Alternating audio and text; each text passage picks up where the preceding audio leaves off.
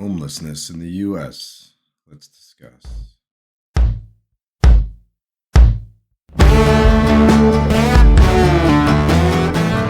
So this morning I woke up and I was listening to NPR like I do most mornings, and there was a discussion on homelessness, which kind of hit home for me because I have basically been living in a van, a car, or an RV since 1992 when I first became a raft guide and dropped out of college. Yeah, I had times where I went back to college and in West Virginia, where I went to school the second time after Colorado. I went to Western State in Gunnison. I lived in, housing there that I paid for, but a lot of it was paid for with student loans, which I'm still in trouble with. I don't know if any of you, I'm sure some of you have dealt with student loans. It's a burden on your back that you just can't seem to shake. The roosters, this morning roosters. I work a government job where I make $50,000 a year, and the burden of student loans with the current cost of things in the U.S. is just backbreaking. I know a lot of people say, "Oh, you have a college degree. Oh, you shouldn't have taken out student loans." But for people in my situation who grew up with no family help, in fact, I grew up in the negative, in debt, just because when you're in a family where you have no help, where you actually have to pay rent or help pay the rent before you're even 18, you come up in the negative when you have to buy a car, which where I grew up in Long Island, New York, it's not easy to live without a car. Yeah, we're just outside the city, but there's no subway there. There's a bus system, which is terrible, late, inconsistent. You could take a taxi, but even back then, that was exorbitantly expensive. But anyway, I was listening to a show on NPR about how bad the housing crisis is getting. You can see by some of these charts or how crazy the unhoused situation has become. Rents have gone up 40% in some markets since the pandemic started, since 2019. 20% overall is the steady rent increase. And for somebody who's renting, 20% is a lot. I have managed to do okay, mostly because I have never married or had kids. So without those extra expenses and being very frugal, not having a bad drinking habit or a bad drug habit where I spend all my money on that, I've been able to save every penny. I bought an RV almost a decade ago. Luckily with my job as a ranger, I'm able to park my RV out where I work for very little money, $400 a month, or some years it's even less. It depends on the year. And I own the RV. I saved up cash. I bought a clunker that needed a lot of work. It's a 1995. I slowly work on it, but it always needs more work. And I've managed to avoid being completely unhoused, but I have lived in an RV, a car, or a van since the early 90s. I know van life is the hot trend now, but van life by choice and van life by necessity are two different things. So I just wanted to discuss the housing crisis. And I feel like the Philippines, and coming to the Philippines, I've kind of lucked out and escaped the issue. Here, I pay 8,000 pesos a month, $140, give or take, for my 3-bedroom house I rent here, which on my salary in the US, which I'm still working in the US 8 months a year, but I'm slowly moving all the way to the Philippines as I increase my online presence in the e-commerce marketplace. It's not why I started a YouTube channel. I started a YouTube channel because I feel like I have something to say and I have a unique story to tell the world. And here in the Philippines, there's not, I have friends and stuff, but there's not a ton of people I could just vent to. So it's nice to get on YouTube and make a video like this where I could just talk about what I'm feeling and what I'm thinking. And it's actually therapeutic. I feel like YouTube, making these videos and just talking into the camera, for me as a lifelong introvert, I don't like to share my feelings with a lot of people. It's one on one anyway. I guess I do on YouTube now, but I don't normally share my feelings. I'm a stoic person. I grew up in a family where feelings were overshared. My family had a lot of issues growing up. I've spoken about that in other videos. A single mom, 5 kids, a deadbeat dad who left when I was 2 years old for a pack of cigarettes, never came back. Actually never even met my dad. He died young, so he just, he was married 4 times, smoked heavily, drank heavily. Never got divorced from any of those wives, by the way. I have brothers and sisters out there that I've never met. But anyway, my family background, my mom's side of the family was Italian, so Italians are very emotional. And I took more after my dad's side of the family, where, his instinct was to run away. And that's not what I've done my whole life. I haven't run away, but it's definitely an instinct I feel sometimes. Where the Italian side of my family, like my oldest half brother and oldest half sister who had a different father than me, they were all Italian. Their side of the family was more emotional and outspoken. And you can definitely see this at work in the family dynamics. My household growing up, it was always yelling and screaming, and my mom was always destitute about money and how she was going to pay the bills and how she was going to feed us. And I sympathize with these homeless people because I feel like a lot of them probably have similar upbringings to me, and they didn't get lucky like I did. I mean, I feel like I have been lucky. I was able to, only by sheer luck, avoid becoming a drug addict or in jail or something like that. And believe me, I had many near misses growing up. My oldest brother, who's would have been 13 years older than me, he's dead now. He died in 2009 from liver failure, but it was, a lifetime of cocaine and drinking and smoking cigarettes and just neglecting his health. He never ate right, but he was damaged from the way we grew up. And if it wasn't for my mother having a house, and luckily somehow through the years been being able to hold on to our house, not easily though. The state of New York tried to take the house away several times. And I remember that anxiety as a kid, not as 18, 19, 20-year old, but as a 9, 10, 11-year old, having the state threaten to take the house, split up the family, put the kids into foster home.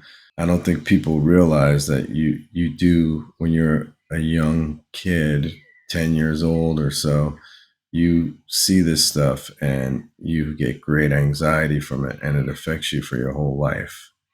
And, you know, I speculate and others speculate this might be why I never did get married, because I saw what happened in my family when my father left. He left my mom with a bunch of kids and just a bunch of problems.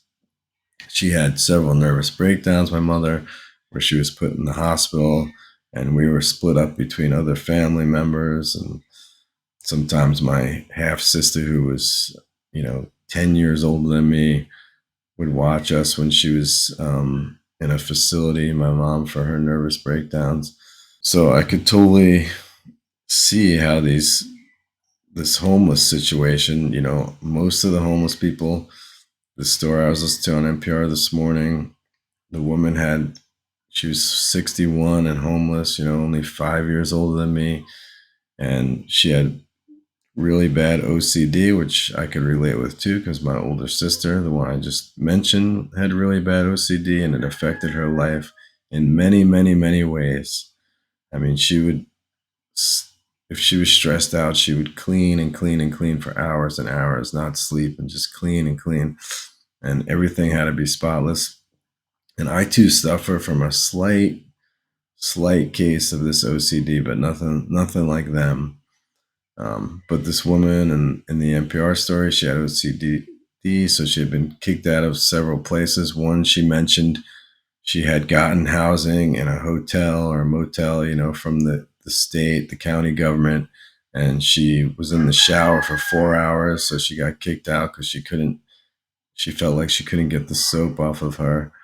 So there's these major issues that people have, and if they have the double whammy of being homeless, it's just, you know, inconceivable the trouble they go through.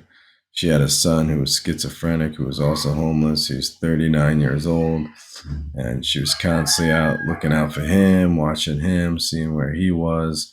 She even stayed homeless sometimes because she was worried about her son. So I'm wondering what, I know a lot of people have bad outlook of way of looking at homeless people, but because of my background and the way I've lived for the last 30 years, I have more sympathy towards homeless people. Um, there's some homeless people here in the Philippines, but it's a lot less. I mean, the one around here in town I see all the time, he is suffers from schizophrenia, and I feel sorry for him. But also at the same time, he's a little bit scary to go near.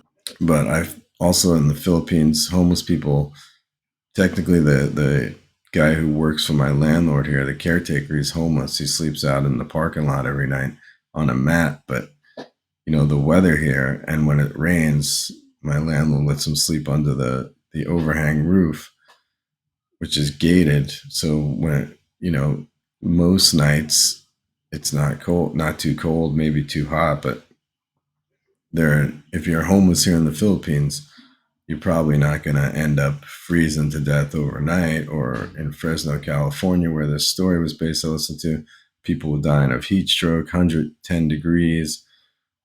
People who have schizophrenia, I guess I just learned, can't regulate their temperature, their body temperature as well. So they're more likely to die from homelessness or being out in extreme weather. I don't know. It's just a mess in the U.S. So I feel like coming to the Philippines, I've escaped that, and I'm one of the lucky ones because I was able to avoid a lot of the pitfalls of people like me and people who get a bad start in life like me. I don't want to complain too much. I have it good. I'm healthy. I made a lot of the right moves where I could have made the wrong moves. I've thought about this stuff for years. It's been on my mind. It's nice to talk about it on YouTube and kind of vent about it.